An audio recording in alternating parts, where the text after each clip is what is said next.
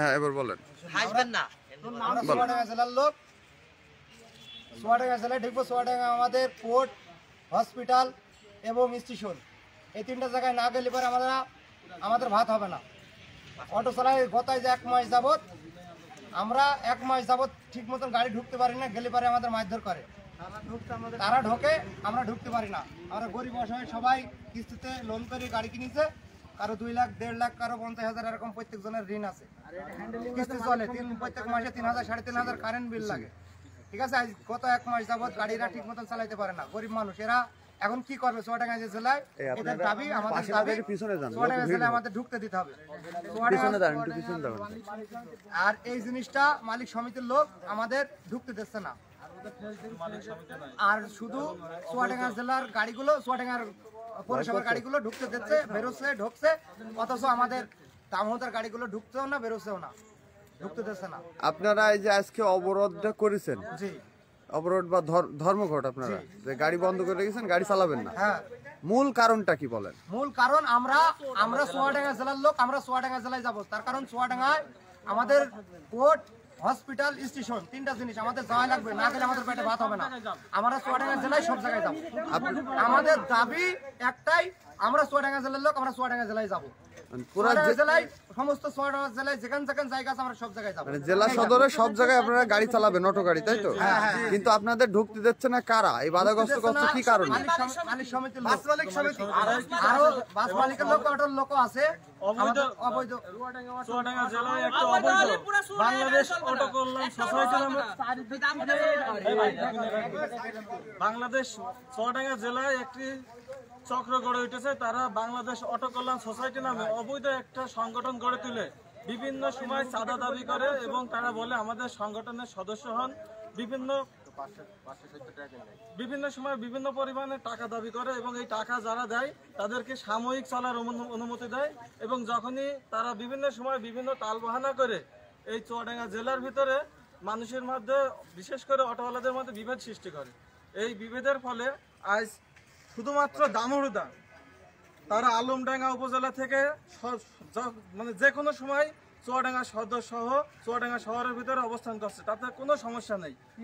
এবং শুধুমাত্র দামুড়দা উপজেলার মানুষ যখনই চুয়াডাঙ্গাতে প্রবেশ করতে যাচ্ছে, তারা ফকিরপাড়া নামক স্থানে মালিক সমিতি এবং ওই অবৈধ অটো কল্যাণ সোসাইটির যে সমস্ত সদস্য আছে তারা ওখানে দাঁড়িয়ে আমাদের বিভিন্ন রকম ভাবে হেনস্থা করছে। এমনকি মুমূর্ষ রোগী পর্যন্ত তাদের হাত থেকে রেহাই পাচ্ছে না।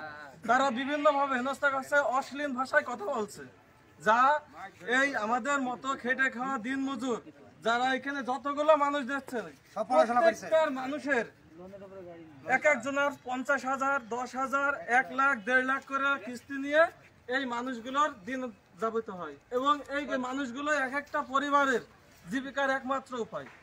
এরা প্রায় 1 সপ্তাহ, গত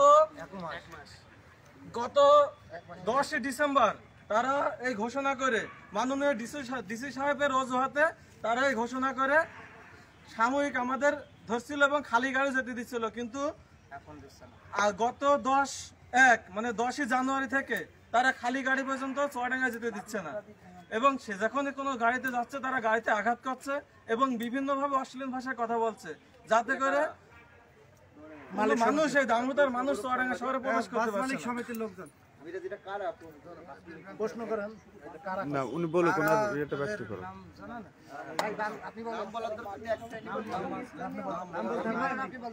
আচ্ছা, আপনাদের এখন দাবিটা কি? আমাদের দাবি একটাই এবং চুয়াডাঙ্গা আমাদের প্রাণের শহর। চুয়াডাঙ্গা জেলা শহর ছাড়া আমাদের এই চুয়াডাঙ্গা জেলায় যে 4টি উপজেলা আছে, এখানে কোনো ভালো শহর নেই, এখানে নেই কোনো হাসপাতাল। একটা উপজেলা স্বাস্থ্য কমপ্লেক্সে গেলে সাথে সাথে সেই রোগী রেফার করে চুয়াডাঙ্গা সদর এবং সেই রোগী যদি প্রত্যেকটা রোগীর কিন্তু মাইক্রো বা অ্যাম্বুলেন্স নেওয়ার সক্ষমতা নেই।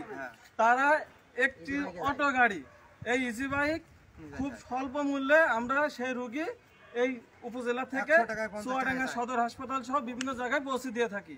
কিন্তু এই রোগী যাতে যে তারা ওখানে বাধা সৃষ্টি করে, আমরা যে টাকা পরিমাণ ভাড়া নিয়ে যাই তাছাড়া দ্বিগুণ ভাড়া আদায় করে, বাধ্য হয়ে তারা এক প্রকার যাত্রীদেরকে জিম্মি করে। এই চুয়াডাঙ্গা শহরের এই অবৈধ অটো কল্যাণ সোসাইটি নামে যে সংগঠনটি গড়ে উঠেছে, এইটা তারা হচ্ছে জিম্মি করে যাত্রী করে এবং ওখানে মালিক সমিতির লোক ওদের সাথে মানে চুক্তি করে যে একটা নির্দিষ্ট পরিমাণ টাকা তারা এই গাড়ি থেকে যাত্রী নিয়ে ওই গাড়িতে নেয়। যদি মালিক সমিতি যদি যাত্রী নামিয়ে বাসে তুলে দিত তাহলে বোঝা যেত যে না, এটা প্রকৃতির মালিক সমিতির চক্রান্ত। কিন্তু না, এখানে কোনো মালিক সমিতির চক্রান্ত না, এখানে অবৈধ অটো কল্যাণ সোসাইটি এবং বাস মালিক সমিতি এই দুইজনা চক্রান্ত করে আমাদের টোটাল দামুড়দা তথা এবং জীবননগর উপজেলা এই দুটো উপজেলাকে তারা আলাদা করে দিতে যাচ্ছে। কিন্তু না, চুয়াডাঙ্গা আমাদের প্রাণের শহর, চুয়াডাঙ্গা ছাড়া আমাদের কোনো গতি নেই। চুয়াডাঙ্গা আমাদেরকে যেতেই হবে, সেখানে কোর্ট আদালত, হাসপাতাল, চুয়াডাঙ্গা জেলা স্টেশন এবং সরকারি যত দাপ্তরিক অফিস সবকিছুই চুয়াডাঙ্গাতে অবস্থিত। এমন কোনো কাজ নেই যেখানে আমাদের চুয়াডাঙ্গায় যাওয়া লাগে না। এই দামুড়দা উপজেলা থেকে চুয়াডাঙ্গা শহরের দূরত্ব মাত্র 9 কিলোমিটার। এই 9 কিলোমিটারের মধ্যে যদি এত হ্যারাসমেন্টের শিকার হতে হয়, তাহলে কি আমরা দামুড়দা উপজেলাবাসী আমরা কি অপরাধী না নিষ্পেষিত, নাকি আমরা শোষণের শিকার? কল্যাণ সংস্থা যে যারা চালায় এদের সভাপতি সেক্রেটারির নাম জানেন? জানা আছে? আমরা একজনের নাম জানি, সাজু। সে কি পদে? তিনি হলো সেক্রেটারি মনে হয়, সেক্রেটারি। আর সেও অটো চালায়, সেও একজন অটো চালক। আর একজন আছে মুমতাজ, তিনিও অটো চালক। আচ্ছা আচ্ছা, এই যে অটোটা বন্ধ হয়ে আছে রোডে, আপনি চালাচ্ছেন না, আজকে যে ধর্মঘট করছেন, এতে আপনার কি কি ক্ষতি হচ্ছে? ক্ষতি ভাই, আমি আমার মনের দুঃখটা বলি। আমার একটা বাচ্চা 5 দিন ধরে অপারেশন করছে, একদম মাটিটা সবটা দাঁড়িয়ে বলছি। আমার সর্দারটার প্রতি 300 টাকার উপরে ওষুধ লাগে। চুয়াডাঙ্গা গেলে ওরা মানে যে বিশ্রী, আমার তো মারতে চাচ্ছে, আমি ভয়ে ঢুকছি না ভাই। আপনার কি জানি মোটর শ্রমিকের লোক বলছে তুই বলে আমার বাল ছিঁড়ে নেবে, এই ছিঁড়ে নেবে। আমি বলছি ভাই আমি গরিব মানুষ করে খাই, আমার প্রত্যেকদিন টনসিল অপারেশন করেছে আমার বাচ্চাটার, প্রতিদিন 300-350 টাকার ওষুধ লাগে। আমার কিস্তি চলে 2.5 লাখ টাকা। আপনি জানেন আমার বাড়ি হচ্ছে দর্শনা সিএমবি পাড়ার পাশে মা শিশু হাসপাতালে। আপনার পুলিশ প্রশাসন নিয়ে খবর নেবেন, আমার যে কষ্ট আমি নিজে জানি, কেউ জানেন। আমার পায়ে একটা সমস্যা, অটোটা চালানো ছাড়া আমার কোনো উপায় নেই। হ্যাঁ, এক কথা আমার আছে, পুলিশ প্রশাসন পর্যন্ত আমার ছাড় দেয় যে জায়গাতে আমার প্রতিবন্ধী কার্ড আছে, তাও আমি ওদের তাও ওরা মাফ করে না। আপনি জানেন না এত বড় ওরা মানে অত্যাচারী। তাইলে হয় আমাদের একটা কিছু করে দিতে হবে, আর নাহলে হচ্ছে পুলিশ প্রশাসন আমাদের গুলি করে মেরে দিতে হবে। কারণ হচ্ছে কষ্ট করাচ্ছে, বাচ্চাটার মুখের দিকে রাত হইলে জ্বরে মরে যায়। প্রতিদিন একটা করে আপনার আছে জ্বরের 30 টাকা দাম একটার, সারাদিনে 3টা দেওয়া লাগে, 390 টাকা। তাহলে আমি একজন অটো চালক হয়ে আপনি আমার বাসায় যে দেখবেন, পুলিশ প্রশাসন যারা পারেন পাঠান, আমি যদি একটা মিথ্যা কথা বলে আমার বাসায় যে দেখবেন। তাহলে এই জিনিসগুলো করছে, তাহলে আমি কি করে খাবো? আমার পাটার দিকে ভিডিও করে তাহলে আমি একটা প্রতিবন্ধী মানুষ, তাও ওরা অত্যাচার করছে। দেখেন তাহলে পাটা দেখেন, আমার অবস্থা দেখেন। আমি তো অটো ছাড়া কিছু চালাতে পারছি না ভাই। আমি একটা ভালো চাকরি করতাম, অ্যাক্সিডেন্ট করেছি, এখন অটো চালিয়ে খাচ্ছি। তাহলে আমি কি করে খাবো? আপনি বলেন, সবাই বলেন আপনারা, আমার তো একটা কর্ম দেন। তাহলে আমার মতো ভাই সবার কিস্তি আছে, এমন কেউ করতে পারবে কিস্তি নেই?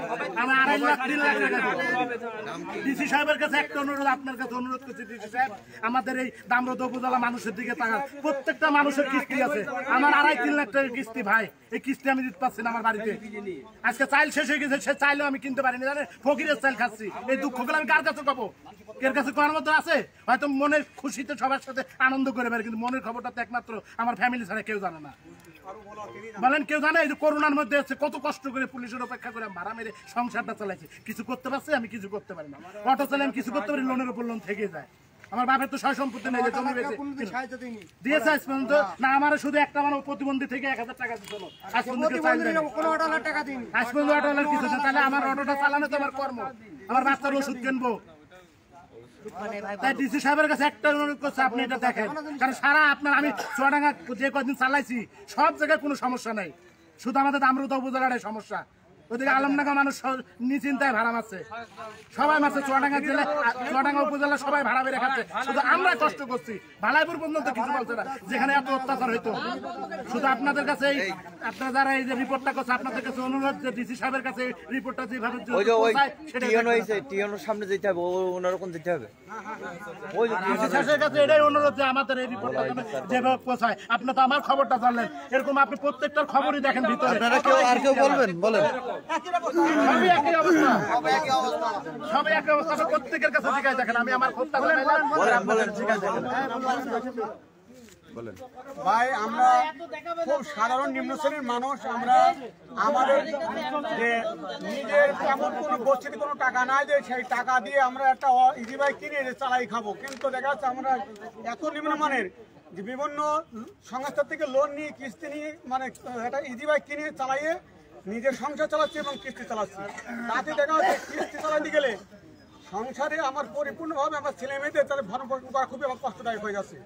তা আমার নিজ এলাকা আমি জানি যে আমার চুয়াডাঙ্গা জেলার লোক, আমি নিজে এবং আমার যে ভাইরা আছে সবাই চুয়াডাঙ্গা জেলার অধিবাসী। তা আমার নিজের স্বাধীনতা আমার নিজের জেলার মধ্যে আমি মনে করি, কিন্তু এখন আমার নিজের জেলার মধ্যে যদি আমি নিজের স্বাধীনতা ভাবে যদি আমি চলাফেরা করতে না পারি বা এমন কোনো আমার এরিয়া নেই, চুয়াডাঙ্গা জেলার বাইরে গিয়ে আমরা গাড়িও চালাই না। আমার নিজের এলাকার মধ্যে আমি নিজের স্বাধীনভাবে যদি আমি গাড়ি চালাইতে না পারি, তাহলে আমরা কি করবো? কোথায় যাবো? আমরা কোন জেলার মধ্যে যাবো? তাহলে কি আমরা এই জেলার মানুষ না?